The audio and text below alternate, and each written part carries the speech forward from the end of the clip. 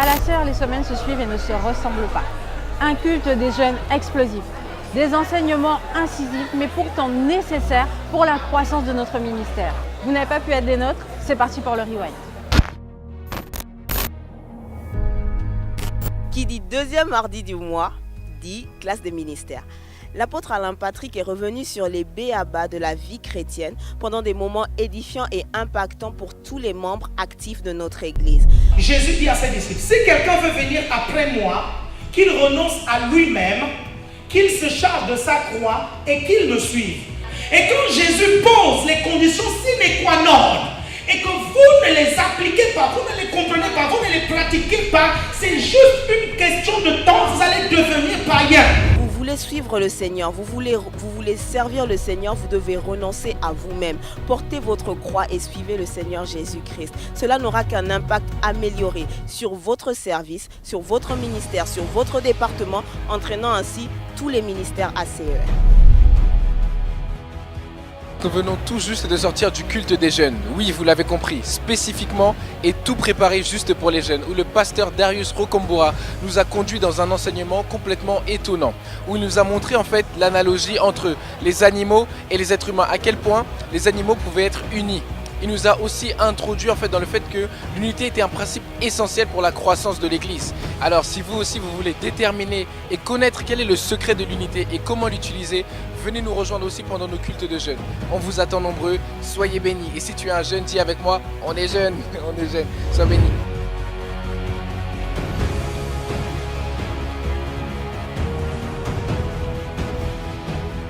Après nous avoir rappelé la définition et l'importance de l'unité, le couple apostolique est revenu cette semaine sur les ennemis de cette dernière. À ceci, tous reconnaîtront que vous êtes mes disciples si vous avez de l'amour entre vous. Jalousie, dispute, rancœur n'ont pas leur place dans le corps de Christ, nous a dit le pasteur Paulette ce matin. Dans le cœur, quelque chose se passe mauvais, sentiment naît et on en veut à la personne. Ça ne permet pas de préserver l'unité dans un groupe. L'unité dans un groupe se préserve par les liens d'amour. L'amour qui pardonne tout. Lors de notre deuxième culte, l'apôtre a mis en lumière un ennemi dissimulé de l'unité, la non-identification de notre niveau spirituel. En effet, le manque de maturité peut fortement nuire à l'unité d'un groupe. Un homme mature n'agit pas selon ce qu'il sent, il agit selon ce qu'il croit. On a parlé de comment identifier notre niveau spirituel. J'ai pu en fait noter les points essentiels pour identifier son niveau spirituel. Des points comme la prière, notre vie de prière, voir et jauger notre niveau spirituel et à quelle échelle. Vous avez du mal à prier parce que vous n'êtes pas motivé et tout le temps vous n'êtes pas motivé. Ça veut dire que vous êtes prisonnier de vous-même. J'ai pu voir aussi que c'était important de jauger au niveau de sa compréhension sur les Écritures, sur la parole et sur les principes du royaume. Et ici dans le royaume de Dieu, quand nous-mêmes on meurt en nous-mêmes, si un grain de blé ne tombe à terre et ne meurt, il reste seul. Est-ce que vous comprenez ça? Il a parlé aussi du fait que dans un groupe, on doit reconnaître en fait le leader. Parce que sans ça, en fait, le groupe ne peut pas avancer. C'est comme dans une meute de lions, en fait, on doit reconnaître en fait, qui est le chef. Parce que sans ça, les choses ne peuvent pas bien se passer. Et on ne peut pas avoir l'unité dans un groupe. Plus qu'une semaine avant notre super week-end, l'année 2017 se termine. Vous voulez voir un changement dans votre vie, le déblocage d'une situation, une accélération divine dans votre destinée. Il vous reste encore quelques jours pour réserver votre place sur notre site www.evangile.tv/reza. Ne passez pas à côté de votre bénédiction. C'est fini.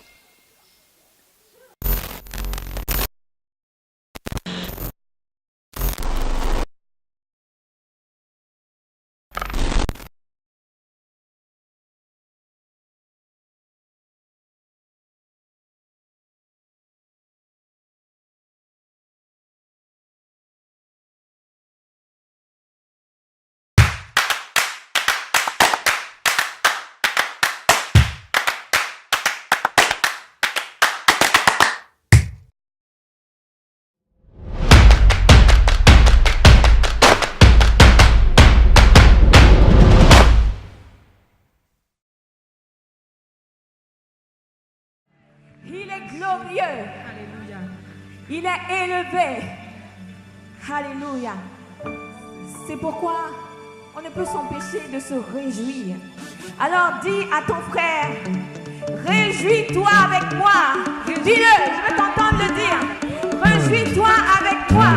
Réjouis-toi avec moi. Parce que ce matin, je veux donner à Dieu une louange qu'il mérite. Alléluia.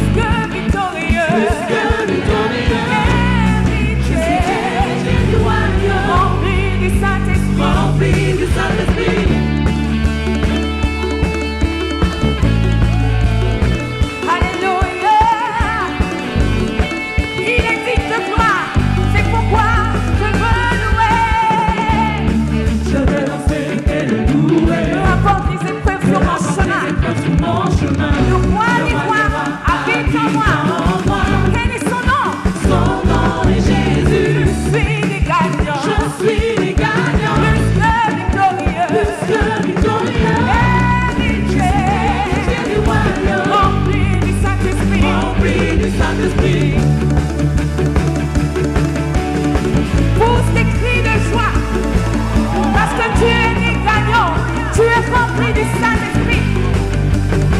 Aucune âme forgée contre moi, aucune âme forgée contre moi, ne prospérera, car le roi des rois habite en moi. Quel est son nom? Son nom est Jésus. Je suis né gagnant, plus que victorieux,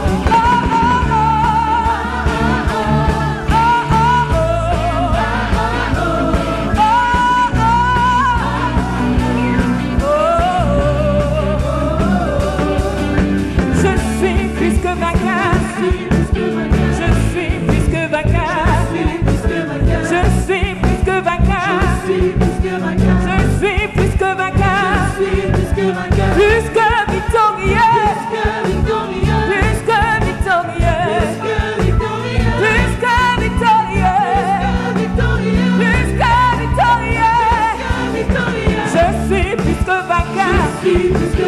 Je suis plus que vainqueur. Je suis plus que vainqueur. Je suis plus que vainqueur. Je suis plus que vainqueur. Plus que victorieux. Plus que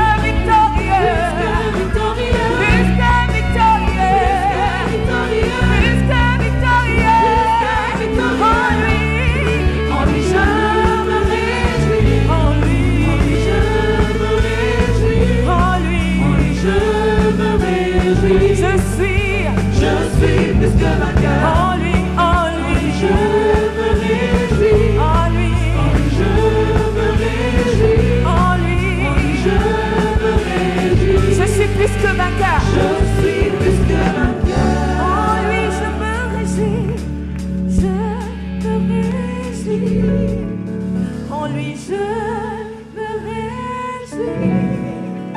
En lui je me réjouis. Je suis plus que vainqueur. Tu as des raisons de te réjouir en Dieu. Vous allez bien? Ok. J'aimerais honorer particulièrement mon mari, l'apôtre Alain Patrick Tsingué. Est-ce qu'on peut acclamer pour lui? C'est lui qui nous donne l'opportunité, qui me donne l'opportunité de me tenir devant vous. Le visionnaire de ce ministère. Sans visionnaire, il n'y aurait pas eu ce ministère. Ah bah oui.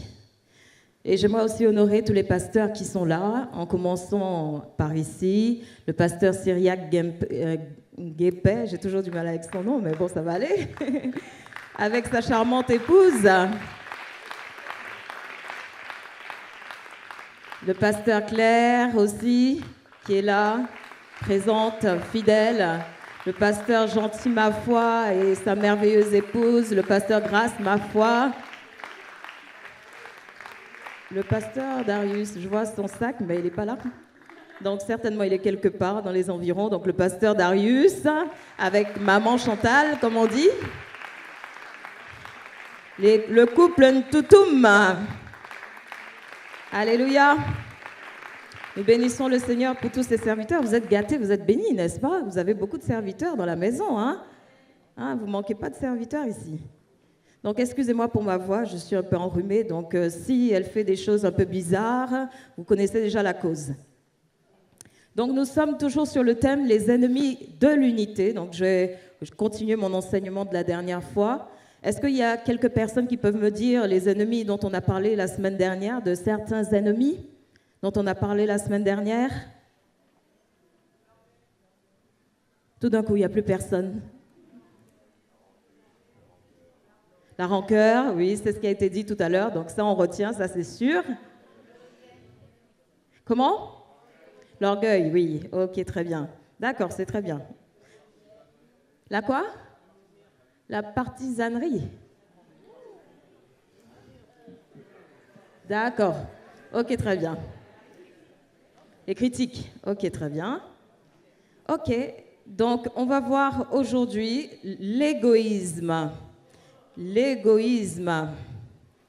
L'égoïsme, ça détruit l'unité. Dans Acte 2, au verset 44, qui nous parle des disciples, l'Église primitive, où ils mettaient tout en commun, ils n'étaient pas égoïstes. Ils partageaient, ils donnaient. Ils ne pensaient pas à leur intérêt propre, mais tout ce qu'ils avaient, ils mettaient en commun. C'est ça, l'altruisme, qui est contraire à l'égoïsme. L'égoïsme, c'est quand on retient ce qui est à nous et on pense à nos intérêts. Et on ne voit pas les besoins des autres, on ne remarque pas les besoins des autres, mais ce sont nos intérêts qui priment. On privilégie nos intérêts par rapport aux autres. On est centré sur nos désirs et on cherche à faire, en fait, ce pourquoi on tirera profit. Et c'est ça l'égoïsme. Et dans un groupe, je peux vous dire que l'égoïsme, ça tue l'unité. Parce que l'égoïsme ne fait pas partie d'un esprit d'équipe. Tu ne peux pas être dans une équipe et être égoïste. Ce n'est pas possible. Et même dans le mariage, ce n'est pas bon de se marier avec un égoïste. Ce n'est pas bon. Parce qu'il va chercher son propre intérêt au détriment du tien. Il va vouloir que tu le chouchoutes, que tu le choies, que tu fasses ceci pour lui, et toujours lui et lui. Un insatisfait. C'est ça les égoïstes. C'est toujours leur intérêt. Et dans un mariage où il y a un égoïste, alors l'autre sera forcément frustré. Il sera frustré. Il faut savoir que le mariage, c'est un contrat synalagmatique. C'est un contrat synalagmatique, c'est-à-dire c'est un engagement réciproque d'un envers l'autre. De la même manière que tu dis à l'autre « je vais te chérir » et que l'autre te répond « je vais te chérir », alors c'est quelque chose qui se passe entre deux personnes, des conditions que vous avez mis ensemble et non pas une personne. Voyez, chacun apporte quelque chose dans le contrat synalagmatique. C'est un contrat bilatéral entre deux personnes, le mariage. Et un égoïste, ce n'est pas possible dans un mariage. Il risque de détruire l'unité du couple, il risque de détruire le mariage. Et c'est la même chose dans les groupes. Les égoïstes, ils ne peuvent pas... Dans tous les cas, on les repère toujours. Vous voyez, c'est comme aussi quand on organise des choses, vous voyez. Quand on organise par exemple des agapés, il y en a toujours qui viennent là pour profiter, qui n'apportent pas leur part. Ce sont des égoïstes. Si tu as des raisons, des vraies raisons, comme quoi tu n'as pas l'argent, là ça va. Mais si tu vas, non, moi je vais dans l'agapé, ah, il y aura le poulet là-bas. Ouh là là, non, je vais là-bas pour manger. Et tu n'apportes rien alors qu'on a dit que tout le monde doit apporter quelque chose. Il faut penser aux autres qui vont aussi manger. Ne pense pas qu'à toi qui vas manger. C'est la même chose. Et dans le mariage, en fait, on a besoin que, en fait, normalement, le mariage, c'est chacun va dans le mariage pour rendre l'autre heureux, n'est-ce pas? C'est un engagement réciproque. Tu ne peux pas aller dans le mariage et attendre que de l'autre, que l'autre te donne, te donne, te donne, te donne, te donne. Non, tu vas faire de l'autre ton esclave. On ne va pas dans un mariage pour faire de l'autre son esclave. Ce n'est pas possible. Ce n'est pas possible. Et parfois, j'aimerais parler à certaines personnes, certains maris font de leur épouse des esclaves. Pourquoi? Parce que les tâches ménagères, alors ils enferment leurs femmes dans des tâches ménagères. Et ce sont que les femmes qui doivent faire les tâches ménagères. Non, c'est un contrat synalagmatique. Il faut aussi apporter ta part dans le ménage, dans les tâches ménagères. Ce n'est pas réservé qu'aux femmes, non. Ce n'est pas réservé qu'aux femmes. Non, non. Dans le jardin, Adam, il était tout seul. Quand le jardin a été créé, il était tout seul pour pouvoir cultiver le jardin, avant que la femme n'arrive. Donc quand tu es célibataire, apprends à faire les tâches ménagères. Et ensuite, fais venir la femme. Ne la fais pas venir pour qu'elle soit esclave des tâches ménagères, non. Fais d'abord, apprends. Ça s'apprend déjà dès le bas âge, à la maison. Quand vous prenez les garçons, alors vous les éduquez à faire les tâches ménagères. Et ils vont aimer. Et comme ça, dans le mariage, ils seront déjà exercés. Et quand tu es célibataire, exerce-toi pour le ménage, la nourriture. Ne te dis pas que tu vas épouser quelqu'un qui va tout faire, le ménage, la nourriture, non, tout, non. Les tâches administratives, non. Tout ça, c'est pour la femme. Comme si c'est marqué là, sur le front.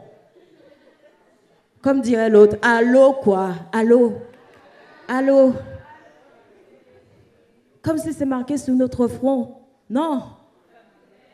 Et on va me dire quoi? Oui, la femme vertueuse, c'est celle qui prend soin de sa maison et tout. Non. La femme vertueuse, son mari lui a donné les moyens de la politique de son mari, n'est-ce pas? Il lui a donné les moyens, il lui a mis à sa disposition des servantes, n'est-ce pas? N'est-ce pas? Il a donné, ce mari-là a donné les moyens de sa politique à sa femme. N'est-ce pas? Il avait assez de moyens pour que la femme puisse avoir des servantes qui vont l'aider à gérer la maison correctement. Correctement. Il ne s'est pas dit non, c'est la femme qui va tout faire concernant le ménage, concernant la nourriture, concernant les enfants. Non, il y avait des servantes. Messieurs, il y avait des servantes. C'est comme un ministre, vous nommez le ministre, mais il faut lui donner, en fait, les moyens de sa politique. C'est la même chose. Dieu a tant aimé le monde qu'il a donné quoi? Son Fils unique, n'est-ce pas? Il a donné, il a agi, n'est-ce pas? C'est la même chose. Si vous voulez des femmes qui puissent s'occuper effectivement de tout ça, alors il faut leur donner les moyens de votre politique. Il faut assumer derrière. Alléluia. S'il n'y a pas les moyens de la politique, alors il faut faire le partage, se mettre en commun concernant les tâches ménagères. Et là, je vais encore soulever un autre point. Quand on dit que les femmes qui sont à la maison, c'est elles qui doivent tout faire, essentiellement le ménage, les tâches ménagères, toutes seules, je dis non. Et que l'homme travaille, je dis non. Ce n'est pas possible. Ce n'est pas possible. Pourquoi? Je vais vous dire pourquoi. Ce n'est pas parce que je suis une femme que je défends cela. Je vais vous dire pourquoi. Parce que la femme, en fait, qui est à la maison, elle travaille H24. 24 heures sur 24. Quand il y a des enfants, 24 heures sur 24. Quand il n'y a pas les enfants, encore, c'est faisable. Mais quand il y a les enfants, elle ne peut pas, H24, être disponible pour les tâches ménagères. Tandis que vous, vous allez au travail, vous faites 7h30 par jour et vous avez une RTT pour vous reposer, elle n'a pas d'RTT. Elle n'a pas d'RTT. Donc, il ne faut pas se dire que non, à ce moment-là, puisqu'elle ne travaille pas, alors non, je ne vais pas l'aider. Je ne pense pas à elle, non, elle n'a qu'à se débrouiller toute seule à tout faire. Non, c'est égoïste. C'est égoïste. Parce qu'elle travaille 24 heures sur 24. Quand un enfant salit, elle est derrière pour aller nettoyer. Quand l'enfant a la fièvre, elle est là à se lever. On est d'accord, ce n'est pas les hommes qui se lèvent d'habitude. Hein? Il y en a qui disent on se lève souvent. Non, mais quand l'autre travaille, quand l'homme travaille, il ne se lève pas souvent. Il dit non, la femme ne travaille pas, alors elle n'a qu'à gérer. C'est ce qu'ils disent. Et vous voyez, c'est la même chose. Il faut transposer les deux. C'est la même chose pour l'homme. Si l'homme ne travaille pas et qu'il est à la maison et que la femme travaille, c'est la même chose. Ça doit être équitable. Il faut faire en sorte que les choses soient justement équilibrées. Sinon, il y a un qui est esclave. Je suis désolée, il y a un qui est esclave quand ce n'est pas équilibré. Il y a un qui subit. Il y a un qui est esclave.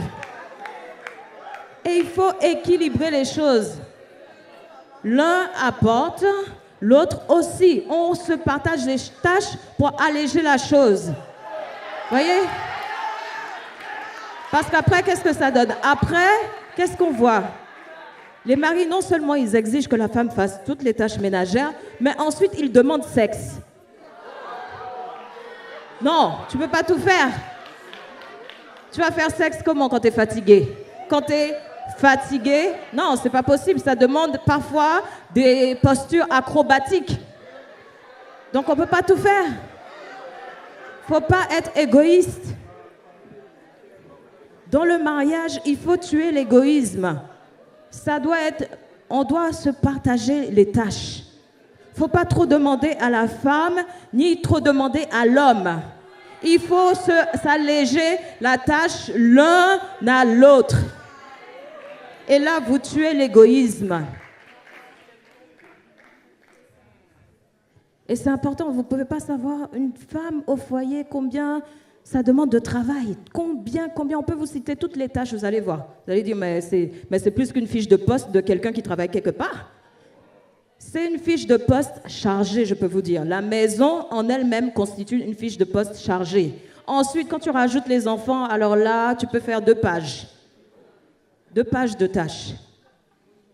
Et quand on a beaucoup, tu en as 4 comme moi, alors là, tu peux écrire presque un roman.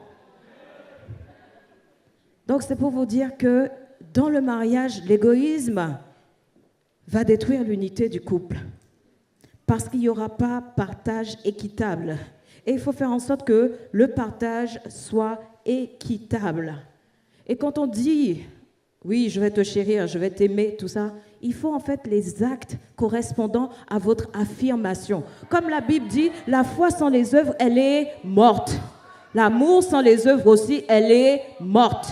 Parce que nous tous, on peut dire je t'aime, je t'aime, je t'aime, je t'aime, mais ton je t'aime là, c'est quoi? Où sont les œuvres de ton je t'aime? Dieu a dit qu'il a tellement aimé le monde, il a livré son fils unique, non? Il a fait quelque chose, il a posé un acte. Mais quand tu dis à ta femme je t'aime, je t'aime, je t'aime, et tu fais d'elle une esclave à la maison, alors là je dis non, c'est pas possible. Ton je t'aime là, c'est le je t'aime dans la bouche, c'est tout. De la même façon pour l'homme aussi.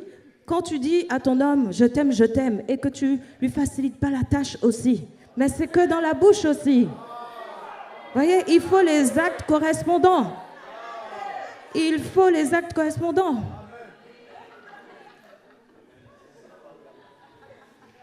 Oui, parce que nous tous, on peut dire ça, hein, parler, là, il y en a même qui ont des doctorats dans la parole. Savoir bien parler, ça, c'est tout le monde. C'est pour ça que moi, j'aime pas les histoires de poèmes. Quand tu veux me dire « je t'aime », tu me donnes un poème, je n'aime pas ça. Les histoires de poèmes, là, non. Ça, c'est juste pour un peu m'affaiblir, pour que je puisse tomber. Non, ça marche pas avec moi. Il faut des actes. Moi, je suis pragmatique. Des actes correspondant à ton « je t'aime », oui. Il faut des actes correspondants. Non, tu ne peux pas mener une politique sans avoir, en fait, sans avoir les choses pour mener ta politique. Non. Les ministres ont le budget, ils ont l'argent pour mener leur politique. On ne peut pas t'établir ministre et sans te donner les moyens pour exercer la politique. Non, c'est la même chose. Tu vas dans le mariage, alors tu as affirmé certaines choses à ta chérie Doudou et arrivé dans le mariage, mais on ne voit rien de ça. C'est que du flou. Ou alors, au bout d'un certain temps, mais c'est fini. Toutes les affirmations là, tout ce que tu as fait lors du mariage, chanter la chanson et tout, te mettre à genoux pour demander et tout. Oh! C'est fini, c'est parti. Comme une fumée. Vous voyez, la fumée, ça s'en va. Non, il faut les actes correspondants. Alléluia. Dis à ton voisin, il faut les actes correspondants. Il faut le partage équitable. Il faut la participation. La Bible dit que tous y participaient. Ils mettaient en commun leurs biens. Voilà, parce qu'il ne fallait pas qu'il y ait un qui manque de quelque chose. C'est ça l'unité. C'est ça l'unité quand on partage les choses. Tous y venaient, ils donnaient. Tout ce qu'ils avaient, ils donnaient. Afin que personne ne soit dans le manque. Et si tu es égoïste, tu ne peux pas être dans une telle société, être dans une telle chose, un tel groupe. Non. Tu vas tout le temps bouder, tu vas tout le temps rogner. Il faut penser aux autres. Alléluia. Même si la société veut que nous soyons égoïstes, mais nous devons être altruistes. Penser aux autres. Il n'y a pas que toi là qui existe sur la terre. Il n'y a pas que toi dans ton environnement. Il n'y a pas que toi, non. Il n'y a pas que ta satisfaction personnelle. Il faut répondre aussi aux besoins des autres. Alléluia. Amen. Il y a aussi l'esprit indépendant. C'est un ennemi de l'unité, l'esprit indépendant. Les personnes qui n'aiment pas les contraintes et qui préfèrent être autonomes. Ils n'aiment pas les contraintes du groupe. Et ils sont dans le groupe parfois, mais sans être dans le groupe. Ils ont un esprit indépendant. Les personnes qui ont du mal à travailler avec les autres. Travailler avec les autres, c'est une opportunité. Comme on a dit au tout début, à l'introduction de l'enseignement sur l'unité, on a dit que travailler avec les autres nous est bénéfique. Alléluia. Parce qu'on tire une grâce de l'autre. Il y a un don que l'autre va pouvoir partager avec toi. Alléluia. Tu n'as pas tout en toi-même. Tu ne possèdes pas tout en toi-même. Tu n'es pas l'alpha et l'oméga. Laisse ça pour Dieu. Toi, tu n'es pas l'alpha et l'oméga, mais Dieu, il y a quelqu'un qui est l'alpha et l'oméga. Tu n'as pas tout en toi. Donc, il faut essayer de t'intégrer dans la masse et de ne pas avoir un esprit d'indépendance. Amen. Quand il y a la vision du groupe, alors il faut que tu t'allies à la vision du groupe. Même si c'est dur, allie-toi à la vision du groupe. Et parfois, l'esprit d'indépendant, en fait, c'est causé par quoi? Par le fait que les personnes, parfois, aient été blessées. Donc, c'est comme une carapace. Ils essaient de faire les choses eux-mêmes parce qu'en fait, ils ont été blessés parce que les autres ont dit ou ce que les autres ont fait. Parfois, ils ont en fait une perte de confiance en l'humanité, en l'homme, avec un grand H. Et donc, ils ont du mal à faire confiance. Et donc, ils ont du mal à travailler avec les autres parce que les autres les ont déçus. Ils ont été blessés, donc ils se renferment sur eux-mêmes. Ils ne font plus confiance. Ça donne l'esprit d'indépendance. On va lire le passage de Marc 9 au verset 38 où on nous parle, où Jean dit à Jésus en fait qu'il y a un homme qui est en train de chasser des démons au nom de Jésus. Il dit à Jésus, est-ce qu'on va l'empêcher, est-ce qu'on l'empêche de faire ce travail-là ou pas? Et Jésus lui dit non, laisse-le. Celui qui n'est pas contre nous est pour nous, n'est-ce pas? Jean lui dit, Maître, nous avons vu quelqu'un chasser des démons en ton nom et nous l'en avons empêché parce qu'il ne nous suit pas. Ne l'en empêchez pas, répondit Jésus, car personne ne peut faire un miracle en mon nom et aussitôt après dire du mal de moi. En effet, qui n'est pas contre nous est pour nous. Voyez cet homme, il travaillait indépendamment des disciples. Il n'était pas avec les disciples. Et il travaillait seul, en dehors du groupe des disciples. Ça, c'est l'esprit d'indépendance, vous voyez? Quand on travaille seul, on ne veut pas s'allier à une masse, s'allier à un groupe. Et c'est important, en fait, le groupe est bénéfique aussi. Le groupe a des bénéfices que nous ne pouvons pas tirer quand nous sommes seuls. Et nous avons dit que, en fait, quand on est nombreux, alors ça fait notre force. Mais quand on est seul, alors l'adversaire peut, en fait, mieux nous abattre. Ensuite, il y a les partis pris. Donc, les partis pris, je vais en parler d'une autre façon. Dans Philippiens 2, du verset 2 à 4, les partis pris, ça sème la division dans un groupe. Les partis pris. Rendez ma joie parfaite en vivant en plein accord. Ayez un même amour, un même cœur, une unité de pensée. Ne faites rien par esprit de rivalité ou par désir d'une gloire sans valeur, mais avec humilité considérez les autres comme supérieurs à vous-même. Que chacun de vos lieux de regarder à ses propres intérêts regarde aussi à ceux des autres. Il y a une autre version, donc c'est pas celle-là, qui dit de ne pas faire en fait des partis pris. Les partis pris, c'est quand on prend en fait, on défend la cause d'un parti, d'accord? Dans un groupe, comme l'autre c'est notre ami, alors on défend sa cause. Et parfois ça peut être en fait, ça peut être contraignant. Pourquoi? Parce que parfois la personne elle n'a pas raison. Mais parce que c'est notre ami, alors on le défend, alors qu'il est carrément à côté de la plaque. Mais on le défend, ça c'est les partis pris. Et généralement dans les groupes, vous allez voir, il y a des sous-groupes, des petits groupes. Et parfois les petits groupes, bon, c'est pas en fait mauvais, parce qu'en fait les gens s'assemblent par affinité, d'accord? C'est pas mauvais, mais par contre, quand les petits groupes commencent à s'opposer, là c'est pas bon, là ça amène la division. Voyez, quand il y en a un petit groupe, par exemple, son ami c'est Nathalie, l'autre, son ami c'est Joséphine. Il suffit que Nathalie dise quelque chose. Oh, les amis de Joséphine sont derrière pour défendre Joséphine. Wow, pour défendre Nathalie plutôt, pour défendre Nathalie. Voyez? Et l'autre groupe, non, il casse Nathalie. Les autres qui sont pour Joséphine, à chaque fois que Joséphine dit quelque chose, oh, ils acclament et tout. Alors que l'autre groupe qui est pour Nathalie, non, ils la descendent en 2, 4, 6. Et parfois, c'est ça les partis pris. Quand on prend pour quelqu'un, alors que parfois, la personne, elle est en tort. Au lieu d'être objectif, tu ne l'es pas. Ça donne un manque d'objectivité. Et il faut être objectif, il faut être mature. Il faut se dire, oui, là, l'autre n'a pas raison, d'accord? Et tu n'appuies pas la chose devant les autres. Tu le prends à part et tu lui dis, non, là, vraiment, ce n'est pas bon. Ce que tu as dit, en fait, ce n'est pas bon. Mais ne va pas être derrière et tout, et défendre parce que c'est ton pote, parce que c'est ton ami. Non. Non. Et ça, c'est ce que les partis pris font.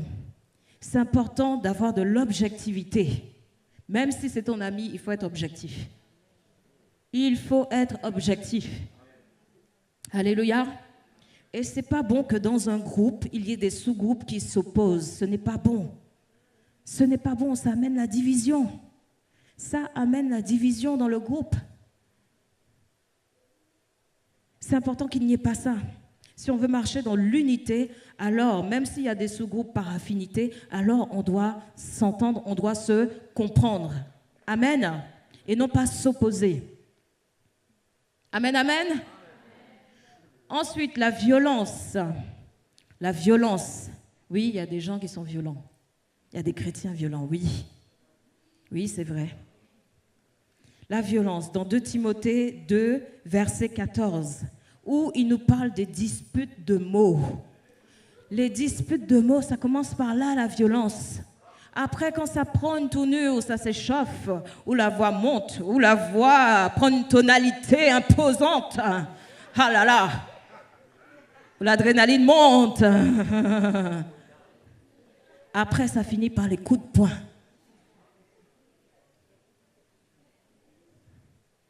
Là où il y a la violence, il y a la division. Il n'y a pas d'unité.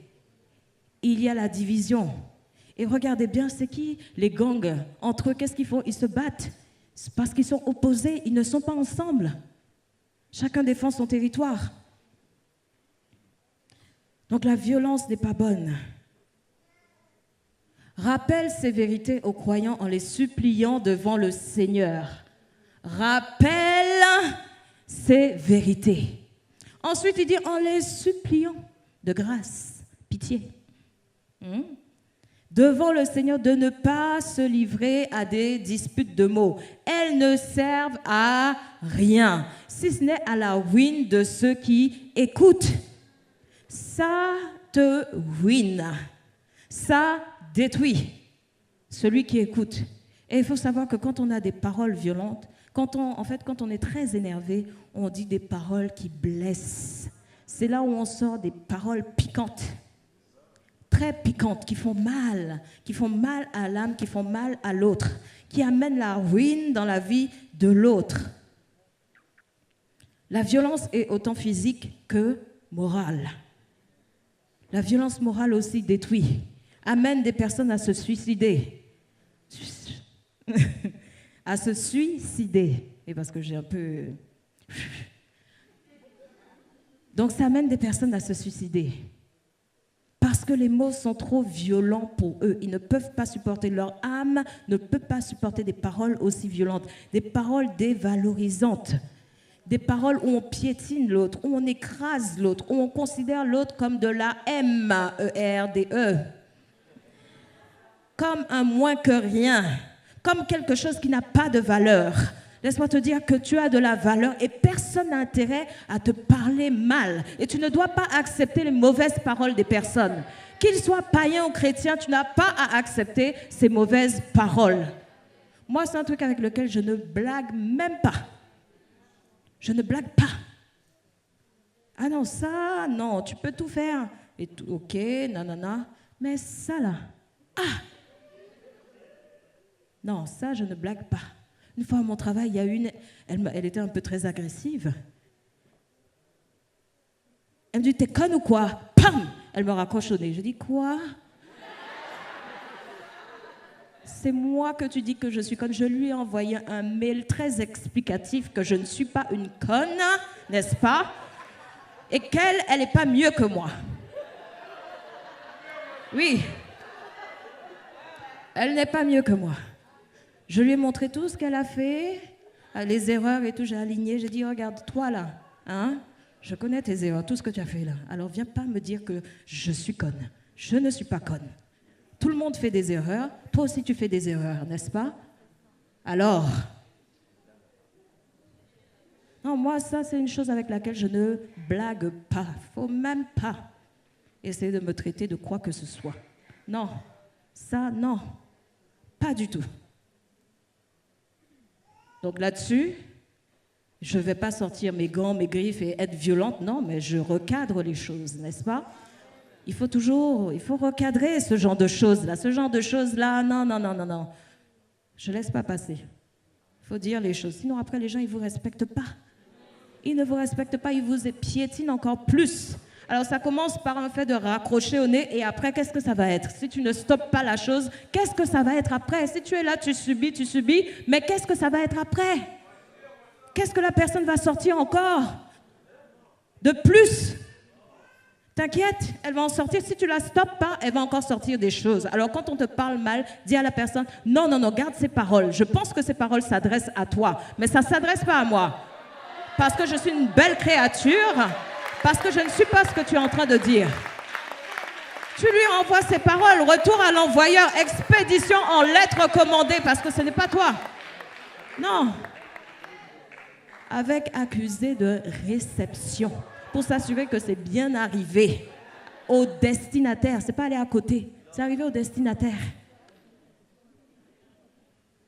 Non, ça, non. Vous pouvez tout me dire, mais ça, non. Des paroles comme ça détruit. On ne peut pas travailler ensemble dans une atmosphère comme ça. Vous ne pouvez pas être unis. Ce n'est pas possible d'être unis dans une atmosphère comme ça. D'être dans un travail où on te parle tout le temps mal. C'est quoi cette histoire? Attends, tu es venu pour qu'on te parle mal au travail? Tu es payé pour qu'on te parle mal au travail? Non. Tu ne viens pas là-bas t'asseoir pour qu'on te parle mal. Et moi, je dis à ma patronne, hein, que tu sois patron, que tu sois chef ou quoi que ce soit, en fait, la loi exige que tu sois respectueux envers moi. Tu ne me respectes pas, tu me parles mal, moi je vais à la police. Ah oui, violence morale. Je suis désolée. Si tu n'arrêtes pas, je te dis d'arrêter. Non. Non. Et on ne peut pas travailler ensemble dans une telle atmosphère. Ce n'est pas possible.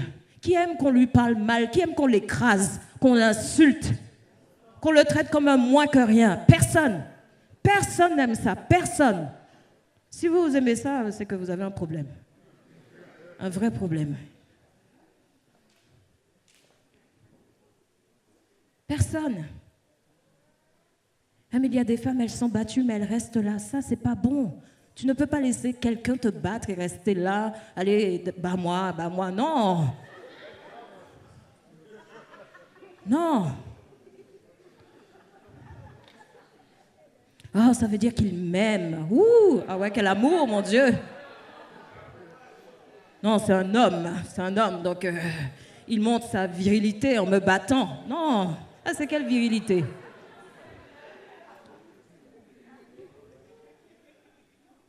Parce que l'homme doit être fort, ouais. Il montre sa force. Non, c'est pas possible. Une telle atmosphère, ça détruit la bonne ambiance, l'unité. On ne peut pas travailler comme ça. C'est pas possible. Comme je vous ai dit, moi j'ai dit ça à ma patronne. J'ai dit ça là, moi vous pouvez tout machin, mais ça là non.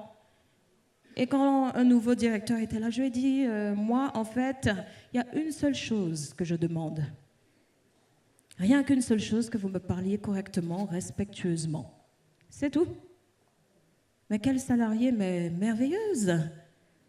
Je demande que ça, même pas d'augmentation de salaire ou quoi que ce soit. Non, juste que vous me parliez correctement.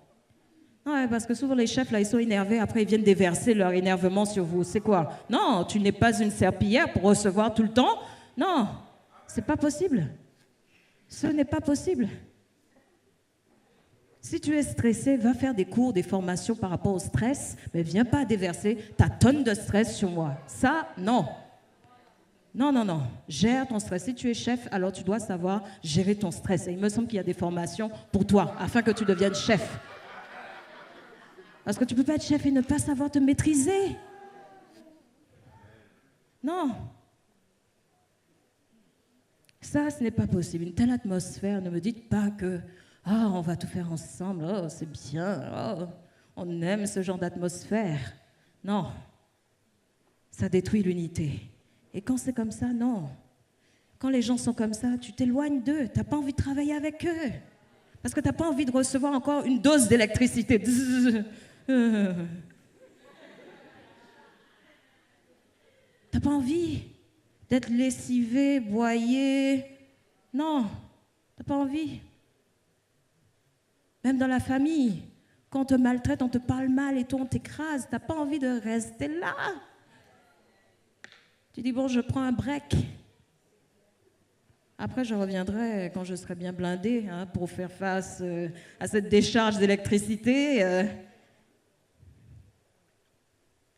Vous voyez, une telle atmosphère, elle n'est pas bonne. Ça brise la communion, ça brise le dialogue, ça brise l'atmosphère.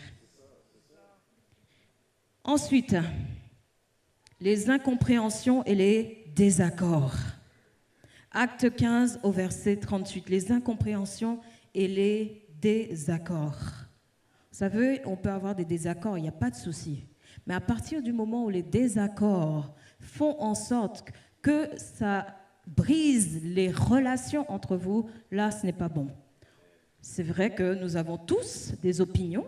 Nous avons des opinions différentes parce que nous ne sommes pas pareils. Donc, nous avons une certaine liberté de penser en France, n'est-ce pas? Donc, on est libre de penser et d'affirmer certaines choses, d'accord? On est libre d'affirmer son opinion, n'est-ce pas? On peut être en désaccord avec l'opinion de quelqu'un d'autre, mais il ne faut pas que ça amène la division. Là, la Bible dit, mais Paul estimait qu'il ne fallait pas prendre avec eux celui qui les avait quittés depuis la Pamphylie et ne les avait pas accompagnés de leurs tâches. En fait, il parle de Marc. Paul disait, non, moi, je ne vais pas prendre Marc, en fait, avec moi et tout, je vais prendre quelqu'un d'autre. Et Barnabas disait autre chose, vous voyez? Donc, il y avait un désaccord entre Paul et Barnabas. Alors, je vais retrouver en fait ma version qui parle mieux de ça. La Bible dit, Paul estimait qu'il ne fallait pas prendre avec eux celui qui les avait quittés. Donc Marc, en fait, il les avait quittés lors d'une mission, depuis la Pamphylie, et ne les avait pas accompagnés dans leurs tâches. Donc Paul dit, non, moi je ne vais pas le reprendre. Vous voyez, s'il te quitte déjà, peut-être qu'il va te relâcher encore, non? Mais Barnabas, il n'était pas pour ça. La Bible dit, ce désaccord fut assez vif pour qu'ils se séparèrent l'un de l'autre. Barnabas prit Marc avec lui, celui qu'il a défendu, et tout, il était pour Marc, donc il a pris avec lui, et embarqua pour l'île de Chypre. Vous voyez, est-ce qu'on peut remonter le verset d'avant? Une autre version va dire en fait que le désaccord fut si profond, vous voyez, quand le désaccord devient très vif, très profond, au point où ça amène la séparation. Il y a des couples qui se séparent à cause des désaccords. Ils ne sont plus d'accord sur certaines choses. Alors ils se séparent, ça brise l'unité, les désaccords. Quand c'est vif, quand c'est intense, quand c'est profond, alors ça brise l'unité. Vous pouvez être sur un même projet, vous travaillez ensemble, et le projet peut ne pas aboutir. Pourquoi? Parce que vous avez eu des désaccords. Et donc chacun prend son chemin, comme on dit. Chacun se sépare. C'est ce qui s'est passé avec Paul et Barnabas. Il était question en fait qu'ils aillent prêcher l'évangile ensemble. Mais comme ils n'étaient pas d'accord sur la personne à amener avec eux, alors du coup ils ne sont plus allés ensemble prêcher l'évangile. Vous voyez, quelque chose qu'ils devaient faire ensemble, en fait, arrive à une séparation, une désunion. Et ça, à cause de quoi? À cause d'un désaccord. À cause d'un désaccord. Et la Bible nous dit quelque chose par rapport à ça. La Bible nous dit, soumettez-vous les uns les autres. Dans le désaccord, il y a un qui doit se soumettre pour qu'on n'en arrive pas à la séparation. Il faut qu'il y ait un qui se soumette, forcément. Et quand les deux ne se soumettent pas, alors forcément, il y a séparation. Il y a séparation. Et c'est pour ça que la Bible nous dit, pour préserver l'unité, femmes, soyez soumises à vos maris. Sinon, il y aura séparation. L'un va dire on va à gauche, l'autre va dire on va à droite. Mais si l'un est têtu pour aller à gauche, l'autre est têtu pour aller à droite, mais chacun va faire sa route. L'autre va dire bon, je te dis bye bye, hein? Moi je vais en Amérique, voilà, je préfère faire ma vie là-bas, je te dis bye bye. Et l'autre va au Canada et séparation, divorce, sur la base d'un désaccord. Voyez? Quand le désaccord est profond, intense et vif, c'est ce que ça amène. Donc ne laissez pas les désaccords, en fait, dissoudre les relations entre vous, dissoudre l'unité qu'il y a entre vous. Voyez? Ne les laissez pas être vifs, ne les laissez pas être profonds, parce que c'est là où ça amène la séparation. Maintenant, s'il y a des désaccords entre vous, vous pouvez aller voir une autorité supérieure, si vous êtes équivalent. Parce que si l'autre, c'est ton chef, tu dois te soumettre, hein, excuse-moi. Hein. Tu dois te soumettre. Si il y a ton responsable, tu es en désaccord avec ton responsable, tu dois te soumettre. On est d'accord. Ainsi que dans le couple, normalement, on doit se soumettre, la femme doit se soumettre. Mais si les deux sont vivement attachés à leur opinion, ça va être difficile. La solution, prendre une autorité supérieure qui pourra discuter avec vous des tenants et des aboutissants pour que vous puissiez en fait vous accorder ensemble. Vous pouvez faire ce genre de choses, ce genre de démarche. Vous avez des désaccords, des incompréhensions dans votre couple, alors vous voyez le pasteur qui ne va pas prendre parti pris parce que l'autre c'est son ami, c'est son pote, mais qui va en fait définir les choses en toute objectivité et vous proposer des solutions pour pouvoir aplanir le terrain, pour que ça soit harmonieux et qu'il n'y ait plus de dissentiments. Amen. Ensuite, 6e ennemi, la cruauté. Ah oui, d'accord. Ah oui, ça c'est sûr. Je pensais qu'on mettrait Cruella dans les 101 Dalmatiens, parce qu'elle était aussi cruelle. La cruauté, c'est quoi? C'est le fait de voir les gens autour de soi souffrir et tu aimes ça, tu te plais dedans. Tu es indifférent à la souffrance des gens. Tu poses des actes de méchanceté, alors tu es cruel. Qu'est-ce qu'on a dit? Pour préserver l'unité, en fait, il faut être altruiste, n'est-ce pas? Il faut, quand tu vois les besoins des autres, alors si tu as la capacité de répondre à ces besoins, alors réponds aux besoins de l'autre. Et ça va préserver l'unité. Alléluia.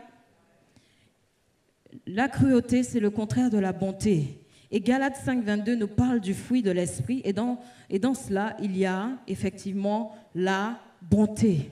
Le fait d'être bon. Nous devons être bons. N'est-ce pas? Les uns envers les autres. Tant que nous avons les capacités d'aider l'autre, ne nous réjouissons pas, en fait, du fait qu'il soit sous terre, qu'il souffre. Ne nous réjouissons pas du fait que vraiment là, il est en galère, le gars et tout. Non. Si tu as la capacité, alors aide-le. Tu sais qu'il est dans le besoin. Tu as le potentiel financier. Tu as la manne financière. Alors, libère. Que ta main ne soit pas lourde. Que ta main ne soit pas dure à donner. Sois bon. Alléluia. Il y a des païens qui donnent beaucoup, qui sont très généreux. Très, très, très généreux. Voyez? Et ça, c'est important. Maintenant, je ne dis pas ceux qui n'ont pas. Si tu n'as pas, tu n'as pas. N'est-ce pas? Ne te mets pas en galère. Aller prendre un crédit que tu ne peux pas rembourser. Non, c'est pas sage. Je parle de ceux qui ont. C'est là où il y a la cruauté. Qui ont la possibilité de faire, mais qui ne font pas. Et qui se plaisent, en fait, dans le fait de voir l'autre en train de souffrir. Ça lui fait rien, il est indifférent. Il est indifférent, il n'a même pas une petite larme qui coule, non. Une vraie tortue. Vous voyez, c'est important. Tant qu'on a la possibilité, alors il faut qu'on le fasse. Et il y a des gens qui sont méchants. Ils voient l'autre est en train de galérer, mais voilà, derrière, il appuie sur la chose. Il ment. Il enfonce le couteau dans la plaie. Et ça détruit l'unité. Ça détruit l'unité. Et dans un corps, s'il y a un qui est malade, qui a mal, il faut que celui qui est fort, qui a les capacités, aille aider l'autre qui a mal. C'est ça l'unité. C'est ça le corps. Le but du corps, c'est de s'entraider, n'est-ce pas? Amen. Amen, amen, amen. Amen. Donc nous allons préparer nos offrandes, nos dîmes et nos offrandes, et aussi notre offrande spéciale pour la convention. Vous avez, normalement, la semaine dernière, on a fait l'appel de dons. Vous avez donné des promesses concernant ce que vous allez donner pour la convention. Et ce matin, nous voulons en fait vous donner l'opportunité de donner cette promesse et prier pour vous. Donc je vais appeler l'apôtre Alain Patrick Tienguet pour qu'il puisse prier pour vous et préparer en fait vos offrandes pendant ce temps. Acclamons le Seigneur pour la parole de Dieu. Ok, gloire au Seigneur. Juste quelques petits témoignages avant de continuer. Nous avons une sœur qui a fait une promesse de 500 € et son père qui ne lui envoyait jamais de l'argent l'a appelé pour lui dire écoute, à la fin du mois, je t'envoie 500 €. Et une autre sœur qui a fait une promesse de 250 €, elle arrivait au travail, on lui a dit que sa prime qui était à 100 €, on l'augmente à 250 €. Et oui, il y a plein, il y a beaucoup de témoignages. À Rennes, je vous ai parlé d'une sœur qui a fait une promesse de 1000 € et arrivée au travail, elle a reçu en fait une note au travail lui disant que elle allait avoir une prime, une augmentation ce mois de 1 000 €. Donc les témoignages commencent à venir. Vous avez encore, si vous avez d'autres témoignages, suite aux promesses, vous levez la main rapidement pour que les autres soient encouragés. Viens maman, viens donner rapidement ton témoignage, juste pour montrer aux gens que ce que nous faisons est spirituel. C'est spirituel, ça a de l'impact. Voilà. Oui, qu'est-ce qui s'est passé? Alors, alléluia, j'ai reçu dès le lundi en fait un courrier de mon bailleur me disant... Dès le lundi matin. Oui, c'est ça. Le lundi matin, en effet, donc j'ai reçu un courrier me disant qu'on me doit 1 041 € sur mon loyer, donc qui sera déduit de mon loyer. Et voilà, je bénis le Seigneur. Waouh! Waouh! Dites, ça marche. Un autre témoignage, un dernier témoignage. Viens, maman, viens. Vous avez beaucoup de témoignages, la famille Mikolo. D'autres témoignages. Viens. Donc, c'est suite aux offrandes, hein? Suite aux offrandes. Gloire à Dieu. Vas-y, dis-moi. Joyeux anniversaire, au fait. Merci. J'ai fait une offrande la semaine dernière. Alors, j'étais pas très en forme, mais le Saint-Esprit m'a vraiment poussé à quand même semer. Et dans la semaine, j'ai passé un entretien d'embauche pour un poste de direction. Et alors, il faut savoir qu'il y a 1 an, je reprenais le travail auprès des enfants. En quelques temps, j'ai eu un poste d'adjointe et là, je viens d'avoir un poste de direction. Ce qui veut dire qu'en moins d'1 an, j'ai augmenté mon salaire de plus de 50%. Non. Le truc, c'est que un autre témoignage, venez. Regardez, c'est important que vous compreniez. C'est important que, oui, on va prendre les témoignages. C'est important que vous compreniez que, en fait, si vous saisissez les choses spirituellement, je vous assure, vous allez voir le résultat. Si vous contrôlez votre monde spirituel, je vous assure, dans votre monde physique, vous mangerez les meilleures productions. Je vous assure, je vous dis la vérité. D'autres témoignages, il y a plein de témoignages. Vous savez, à la convention, la semaine prochaine, je vais vous faire des témoignages. Et je vais vous faire des témoignages, même des expériences que j'ai vécues incroyables. Oui, viens. Donc, moi, pour le coup, c'était le dimanche même. En fait, je cherchais un travail et un CDI. Et en fait, toute la semaine, j'avais commencé à proclamer sur mon offrande.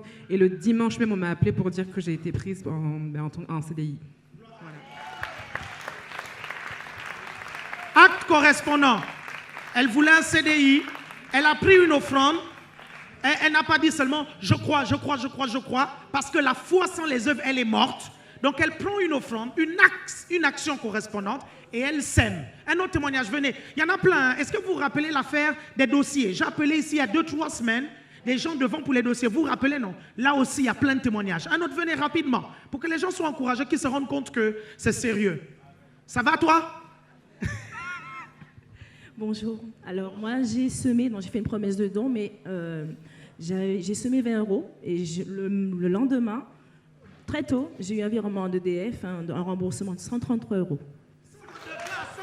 De 20 à 133. Ben dis donc, félicitations. Vous savez, personnellement, moi, ça devient tellement rapide. Lorsque je sème, je récolte toujours très rapidement. Très, très rapidement. Pourquoi? Parce que je fais ça depuis des années. Je donne 1 000 € à Rennes pour la convention. Le lendemain, quelqu'un me vire 1 038 €. Mais ça, les témoignages là, j'en ai plein. Plein. Je ne peux même plus les raconter. C'est parce que je donne abondamment, je reçois abondamment.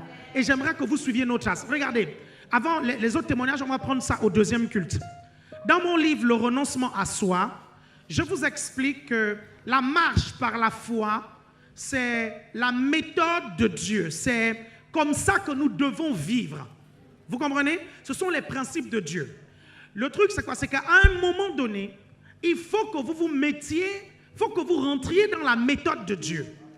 Le problème, c'est quoi? C'est que quand nous décidons de vivre par la foi, il y a toujours une période où nous souffrons parce que notre foi est petite et faible.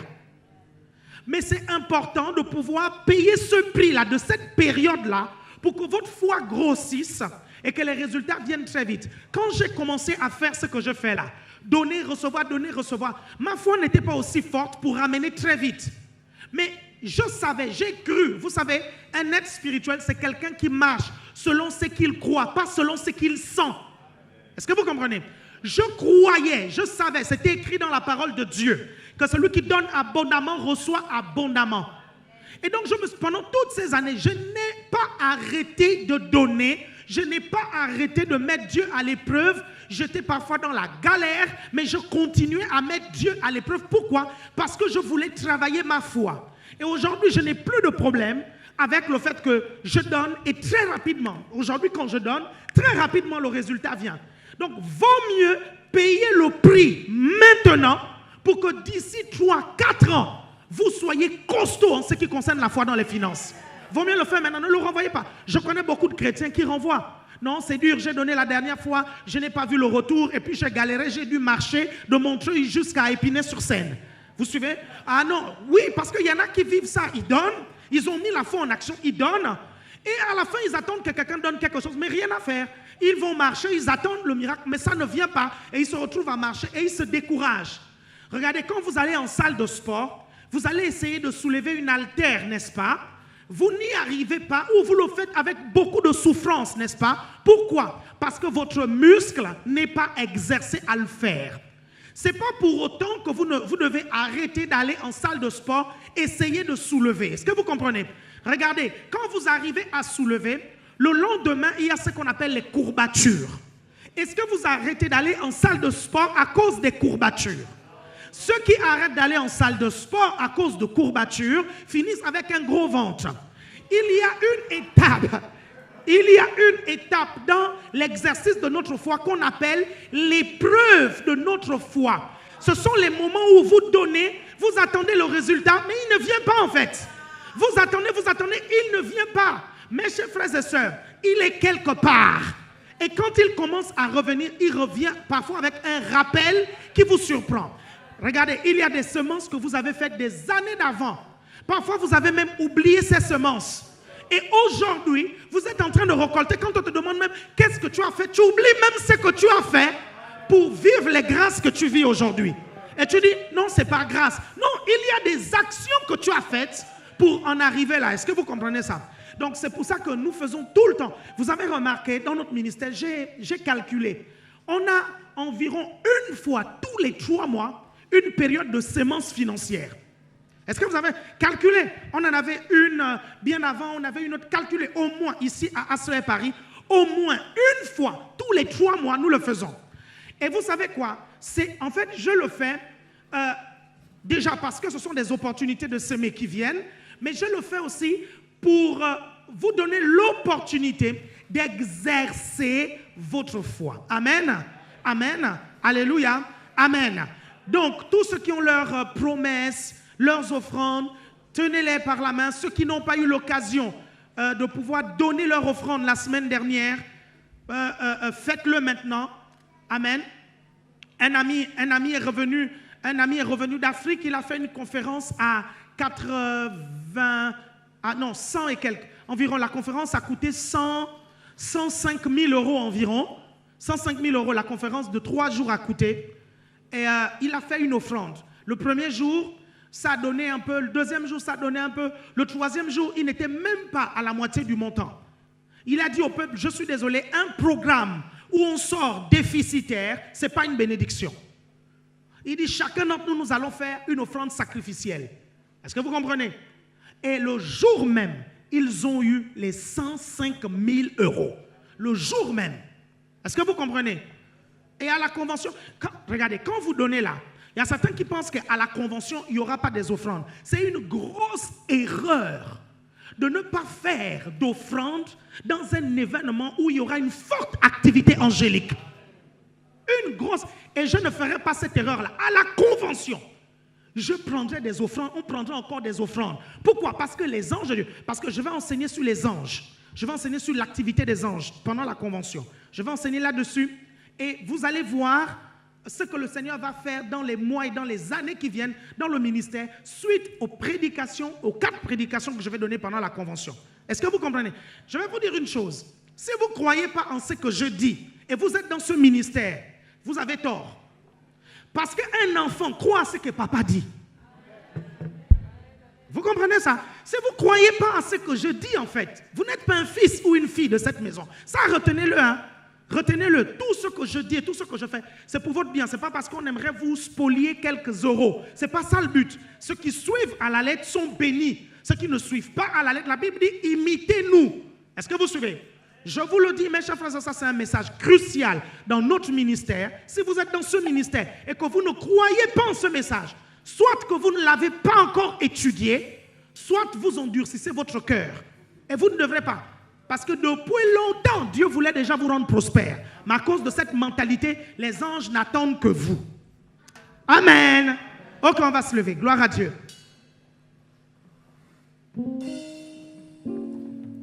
Je déclare que vous allez sortir de la pauvreté au nom de Jésus. Je confesse que vous allez sortir du manque au nom de Jésus. Je déclare au nom puissant de Jésus que l'or, l'argent vous suit au nom de Jésus. Je déclare que vous allez toucher l'argent en euros au nom de Jésus. Je déclare que vous allez toucher l'argent en livres sterling au nom de Jésus. Je déclare que les dollars vont vous suivre au nom de Jésus.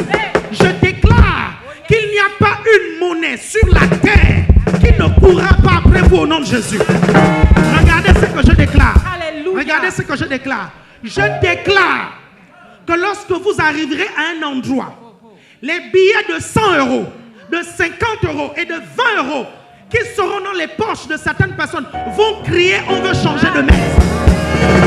Les billets vont crier on veut changer de maître. Et ce que je vous dis là, est réel. Hein? Est réel. J'ai un ami, quand je vais le voir, vous suivez non? Quand je vais le voir, je ne garde pas l'argent dans mes poches. Je vous dis, Pasteur Darius est là. Pasteur Darius est là. On était une fois en Afrique du Sud. On a commencé à parler avec lui. On avait l'impression que les billets qui étaient dans notre poche disaient je veux changer de maître. J'ai seulement pris. Pasteur Darius a pris l'argent, on a déposé. On a dit prends au nom de Jésus. Est-ce que vous comprenez? Il y a des gens qui ont une onction pour attirer l'argent. Et je proclame cette onction sur vous au nom de Jésus. Au nom de Jésus-Christ. Amen. Amen. Dites Seigneur, voici mon offrande. Je déclare au nom de Jésus qu'elle parle pour moi.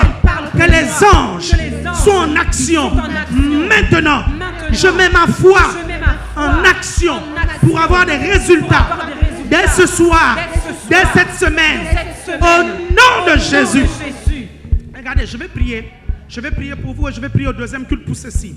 Je vais demander au Seigneur qu'à travers l'offrande que vous avez mise, que dans la semaine, vous ayez des virements. Je parle de bons virements surnaturels, des gros virements surnaturels. Attention, pour la convention. Amen, amen, amen. Alléluia. Yes. Regardez. Amen. Vous savez pourquoi je vous le dis? Je vous le dis, blaguez pas avec ça. Je vous dis la vérité. Blaguez pas avec ça. Moi, je suis sérieux. Je sais que j'ai un ministère béni. Je le sais. À la convention, je vais vous raconter. Vous savez, lundi, la nuit du lundi au mardi, je ne vais pas vous raconter l'expérience. Le mardi, Jésus est venu me rendre visite. Et j'ai raconté ça aux autres qui étaient au bureau. Il est venu me voir. Est-ce que vous suivez? Amen. Je me suis dit, purée, je suis béni. Je vais vous raconter l'expérience pendant la convention. Et j'ai su, à chaque fois que Jésus est venu, j'ai l'impression que c'est en train de se multiplier. J'ai l'impression maintenant qu'il vient chaque année. L'année d'avant, l'année dernière, l'année d'avant, il est venu me voir. Quand il m'a parlé, je n'ai plus jamais eu de problème d'argent. Que ce soit dans le ministère, que ce soit dans ma propre vie. Quand il est venu, il m'a parlé, je n'ai plus jamais eu. Et la nuit du lundi au mardi, quand il est venu me rendre visite, vous comprenez? J'ai su qu'effectivement, nous avons un ministère extraordinaire. Donc, c'est avec beaucoup de hardiesse que je prie pour vous pour prendre cette offrande. Est-ce que vous comprenez ça? Amen. Est-ce que la louange est prête? Oh, merci. Allez, faites-moi ça vite. Oui, venez donner, venez donner, venez donner. Père éternel, je proclame au nom de Jésus ta grâce, ta faveur. Père, que cette semaine, venez. Père, que cette semaine, il y ait des retours au centuple. Seigneur, des milliers d'euros. Je prie que les membres de ton peuple commencent à toucher des milliers d'euros au nom de Jésus. Que des milliers Quand je d'euros, pense à des millions d'euros. Jésus, Les milliers d'euros, les milliers d'euros dans le nom de quand je Jésus. pense à Père, merci Jésus,